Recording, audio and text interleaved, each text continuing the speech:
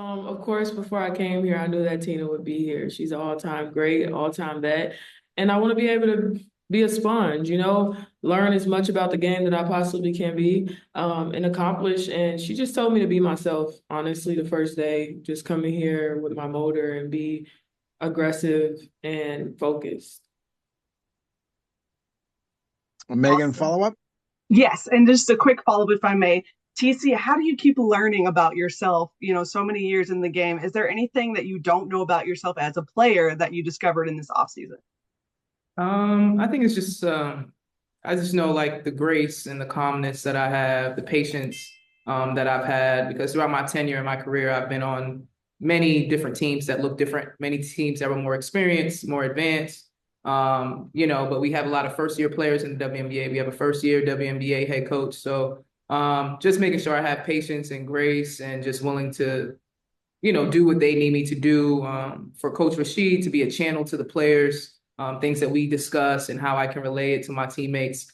But just to be that glue, I think more of all is what I expect to see for myself that I wasn't in a position before on prior teams, between the coach and staff and just the players, just with my experience. Awesome. Thank you. I appreciate you. All right. Thank you. Jordan, go ahead. Hey, ladies, Jordan from Television Sports. Hope you all are doing well today. So my first question is for both players. Just talk about what are you guys' individual goals going into this upcoming season? I could start. I would say, of course, with this being my first year, the biggest goal for me is just to stay present in the moment, enjoy the process, and trust the process. For me, this actually is the first season where I didn't come in with any personal goals. I'm very content in things I've been able to achieve, the things I've been able to do in my career. I think the biggest goal for me is just to be a great leader and just to be a great teammate.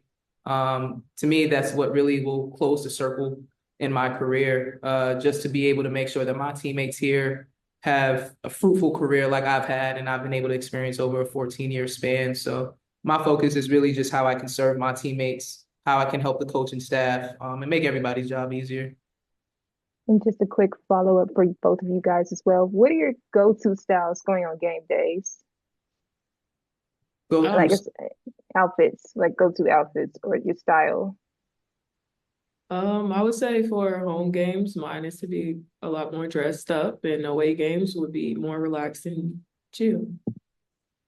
For me personally, I take pride in being a professional, so I'm always going to look a professional, regardless home or away. It's not to take away from what my teammates choose to do, but that's just who I am. Thank you, ladies. All right. Thank you. Andrew, you're up. Thanks as always, Ron. Andrew Jones of Believe Network. First, a question for Tina and Aneesah. What's the favorite thing that you learned about working with Rachid so far? And for you, Rachid, what's your favorite thing about both working with Tina and Aneesah? So for you first, Tina. For me, with Coach Rachid, I really enjoy his personality. I enjoy the calmness that he has, the poise that he has. Even seeing him in games, I think for a first-year head coach, there's a confidence that he has, that he's taken ownership of. I love the fact that he's willing to listen and hear out to the team. I want to say he's a player's coach, and I appreciate that later in my career, to have someone with such personality, a poise, and a calmness, and willing to take feedback and make changes to what will serve the entire team. Very team first versus what will make him comfortable. It's really what will make the players comfortable so we can get to success in the process that we need, and it's very appreciated. And for you, Aneesah?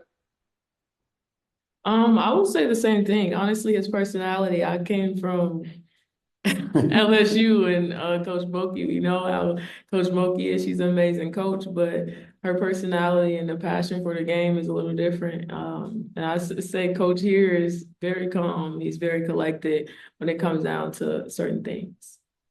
And for you, Rachid, to work with legendary player like Tina and with a promising rookie like Aneesah, just your thoughts about them so far.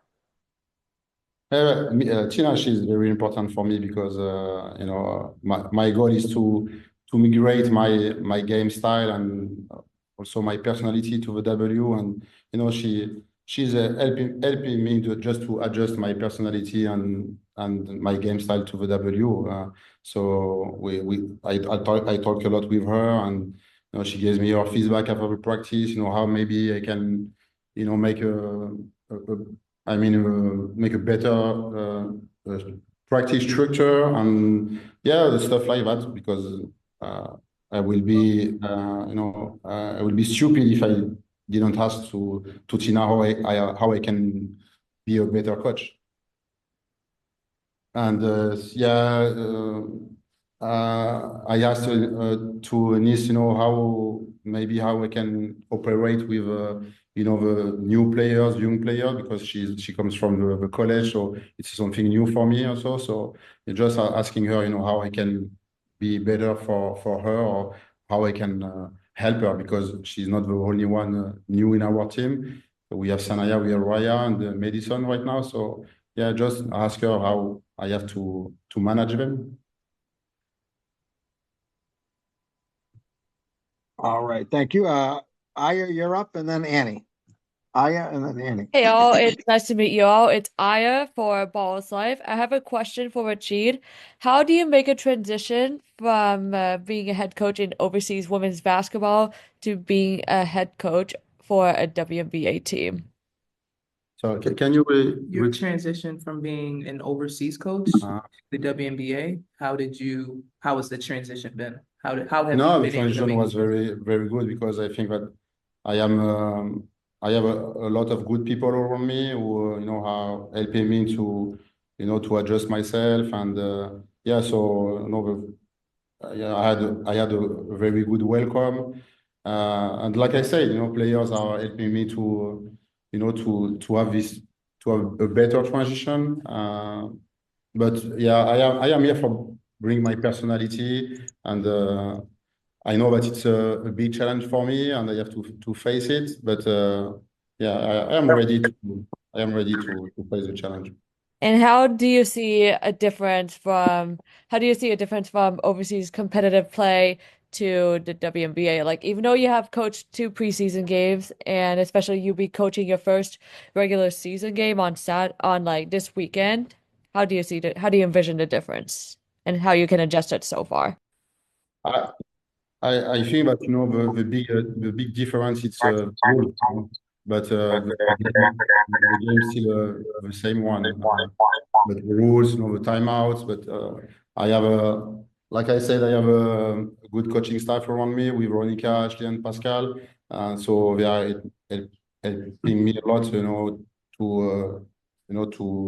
how I can say, just to be at the level. But the game for me is, still the same. Yeah, so not a big difference for me about the game. And I already coach many WNBA players overseas, so there's no a big difference with that. Thank you. All right, thank you. Annie, you're up. Hey guys, Annie Constable, Front Office Sports. Tina, these questions are for you. So, news obviously came out yesterday about ownership seeking a sale. I'm curious, not only as a player who's drafted there first overall in 2010, but just a certified leader in this league, what was the team's reaction to that news? I think the team's reaction was, of course, naturally, like, what is going on. But in the WNBA, you have seen this, you have seen these types of headlines, and you just trust your ownership is going to put the organization in the best position possible. I think other teams that has been in this situation, it always ended on a positive. Always was, what's best for the players, was going to allow the WNBA to continue to grow forward. And that's what we're trusting. They have their job, and our job is to put the best product on the floor. And we trust that they're going to do their jobs and make the right decision that will benefit the organization and the players and the coaches and the staff moving forward. So, has there been communication between ownership and the players in regard to the sale? Yes, through Jennifer Rosati, yes. Okay. And then sorry, lastly, obviously a Connecticut product, UConn, to the Connecticut Sun. What's your opinion on the WNBA being in Connecticut? I mean, I mean, for me personally, the headline, of course, is bittersweet. For me, I got drafted, I had great years here. I mean, collegiate and professionally.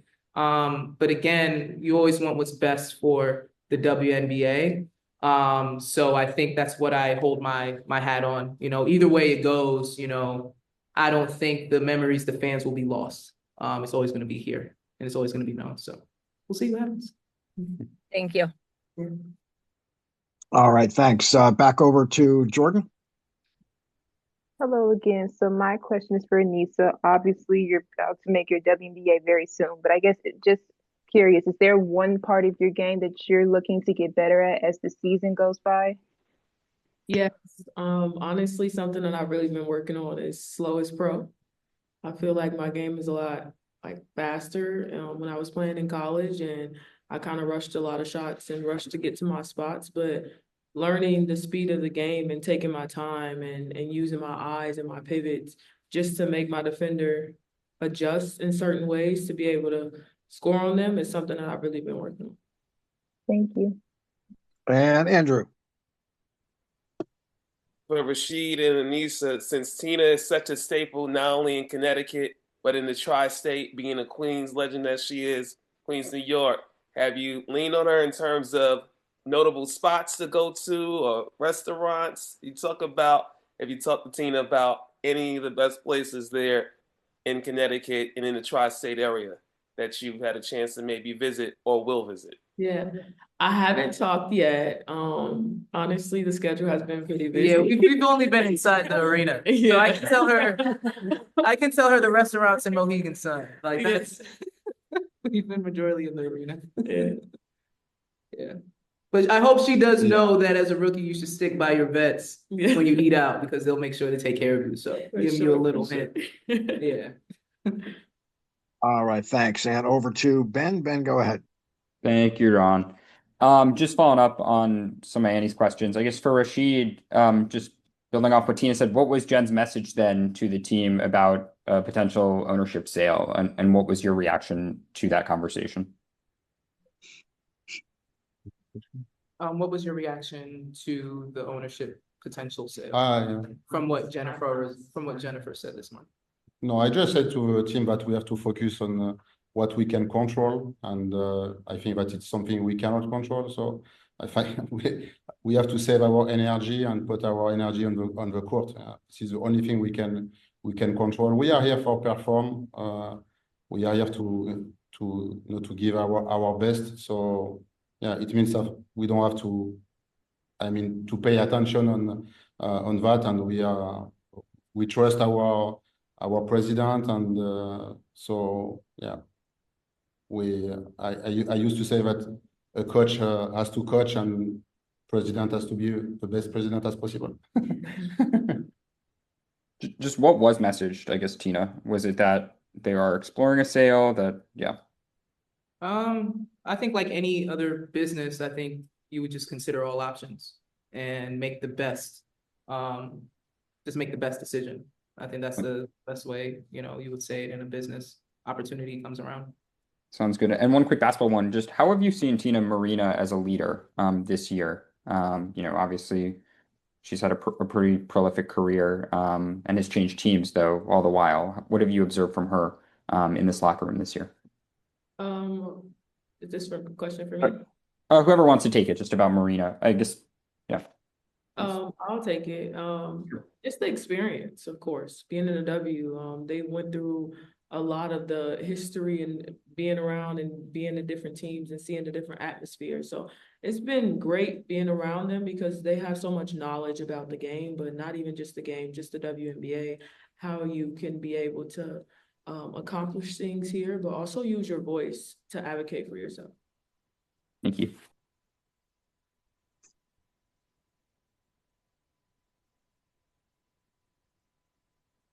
Okay, and Nikias, go ahead. Hi everyone. Just a quick one for Tina. I hope this hasn't been asked already.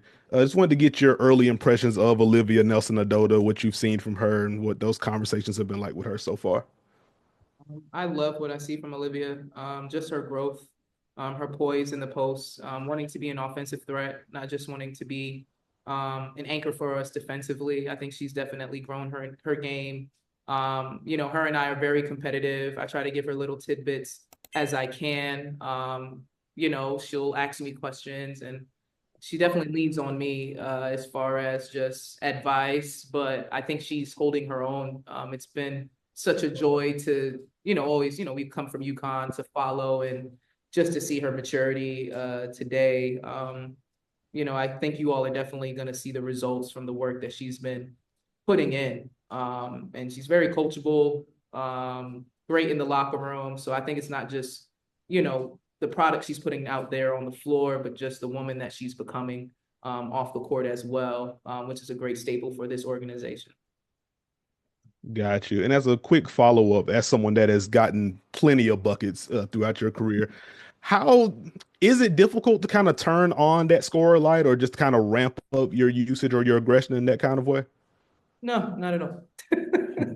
I think that's what I hold my hat on. I think I've always loved to have the ability to score, finding the different challenges, playing against the younger up and coming players like your Stewie, JJ, Asia, Nafisa. I think that's why I'm still here, because I'm very competitive in that way, and how can I still stick around? So no, if I didn't have that motor in me, I think I would be doing not only myself a disservice, but this organization, and I would never put myself in a position where I can't still give my all. So no, I still do love to score.